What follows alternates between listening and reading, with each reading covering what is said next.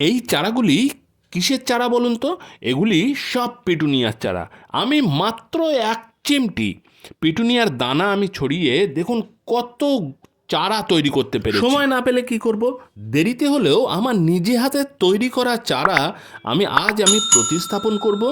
তার জন্য আমি এই গ্রো ব্যাগগুলিকেই বেছে নিয়েছি। আমারও তো টব নেই বাবা।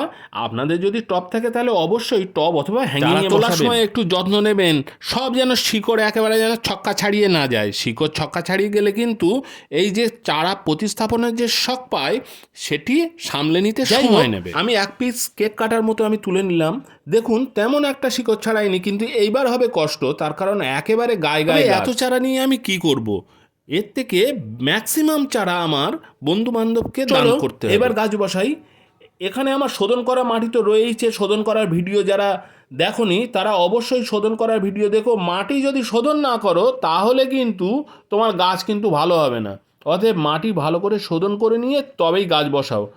আর আমি এই গ্রো ব্যাগে বসাচ্ছি, আপনারা হ্যাঙ্গিংয়ে বসাতে পারেন, টবে বসাতে পারেন, যাতে খুশি। গাছ তো বেশি বড় হয় না, কিন্তু ফুল হয় প্রচুর। নিজে হাতে তৈরি করা চারা, অতএব কোনো চাপ নেই। একটু আধটু শিকড় ছিঁড়ে গেলেও তার ধাক্কা সে সহজেই সহ্য করে নেবে।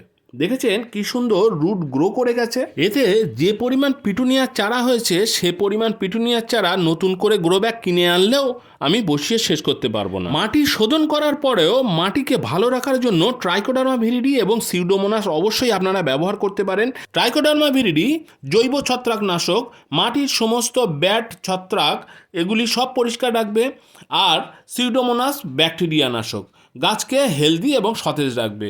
গাছ এইভাবে বসিয়ে আপনি চারধার থেকে চেপে মাটি একটু সেট করে দিন। গাছটি একটু সেট হয়ে যাওয়ার পর আপনি আস্তে আস্তে সেটিকে রোদ্দুরে বার করে দিন। গাছের দিকে খেয়াল রাখুন, অটোমেটিক এই গাছ আপনার কয়েকদিনের ভিতরে দেখবেন গ্রো করতে শুরু করেছে। আমার চ্যানেলের সমস্ত ভিডিওতে নিশ্চয়ই খেয়াল করেছেন, নিজে হাতে চারা তৈরি করা, প্রতিস্থাপন সমস্ত কিছু আমি নিজে হাতে তৈরি করার চেষ্টা করি এবং যেটি করি সেটি আপনাদের সাথে শেয়ার করি। যদি কোনো প্রশ্ন থাকে অবশ্যই আমাকে জানাতে পারেন। আমার যতটা জ্ঞান আছে ততটা আপনাদের সাথে আমি শেয়ার করব। বন্ধুরা, গাছের সংখ্যা প্রচুর, আমি অন্যান্য গাছগুলি বসাই। ততক্ষণ পর্যন্ত টাটা, দেখা হবে নেক্সট ভিডিওতে।